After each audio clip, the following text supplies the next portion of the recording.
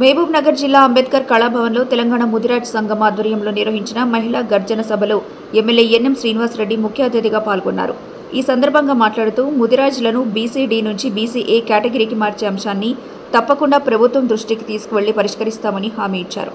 గత ప్రభుత్వం ఈ సమస్యను 10 ఏళ్లుగా విస్మరించిందని, ప్రజాప్రభుత్వం అధికారంలోకి వచ్చిన తర్వాత ముఖ్యమంత్రి రేవంత్ రెడ్డి పార్లమెంట్ ఎన్నికల సమయంలో నారాయణపేటలో ఇచ్చిన హామీ ప్రకారం త్వరలోనే ఈ సమస్య పరిష్కారం కానుందని తెలిపారు. ముదిరాజ్ సమాజానికి చెందిన మంత్రి వాకిటి శ్రీహరితో చర్చించి సూచనలు తీసుకుంటామని, కాంగ్రెస్ సీనియర్ నాయకులను ఎమ్మెల్యేలను కలుపుకొని తక్షణ చర్యలు తీసుకుంటామని స్పష్టం చేశారు. సభలో చిన్నారుల సాంస్కృతిక కార్యక్రమాలు అతిథులను ఆకట్టుకున్నాయి. ఎంతమంది వచ్చిందనేది ముఖ్యం కాదు, ఆ సమస్యను ముందుకు తీసుకొచ్చిండ్రా లేదా అనేది ముఖ్యం. సో ఆ సమస్యను ముందుకు తీసుకొచ్చిండ్రు కాబట్టి మా దృష్టిలో కూడా ఈ సమితి గారితో కూడా కూర్చొని మాట్లాడతాం. మరి దీన్ని ఎట్లా ముందుకు తీసుకుపోవాలి, ఎందుకంటే ఈరోజు తెలంగాణ రాష్ట్రంలో మన ముదిరాజ్ బిడ్డలందరికీ కూడా రిప్రజెంటేటివ్ మన వాకిటి శ్రీహరి గారు, వారు క్యాబినెట్లో ఉన్నారు. కాబట్టి ఏ సమస్య అయినా ఎట్లా తీసుకుపోవాలన్నా వారి దృష్టికి తీసుకుపోవాలి.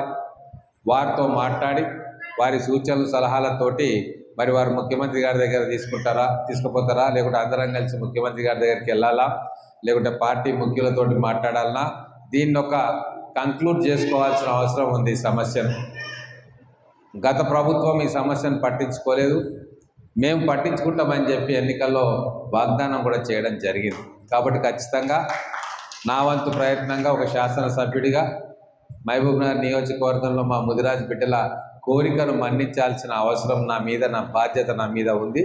ఖచ్చితంగా దీన్ని ఎట్లా తీసుకెళ్ళాలి, ఎవరి దగ్గర తీసుకుపోవాలనే దాంట్లో మా ముదిరాజ్ నాయకులు, మా మిత్రులు, కాంగ్రెస్ సీనియర్ నాయకులు వీరందరినీ కూడా కలుపుకొని కార్యాచరణను ఏర్పాటు చేసుకొని భవిష్యత్తులో ఏం చేస్తే బాగుంటుందని చెప్పి మేము కూర్చొని ఆలోచన చేసి నిర్ణయం తీసుకుంటాం. మీరందరూ కూడా ఈ మీటింగ్ పెట్టుకున్నందుకు మీకు ధన్యవాదాలు. రాబోయే రోజుల్లో ఈ సమస్య మీద ఇంకా బలంగా ఉద్యమం చేద్దామా, లేకుంటే మాట్లాడుకుందామా, మీటింగ్ పెడదామా, అవన్నీ కూడా రాబోయే రోజుల్లో డిసైడ్ చేస్తాం. ఈ కార్యక్రమానికి నన్ను ఆహ్వానించినందుకు ధన్యవాదాలు. జై హింద్.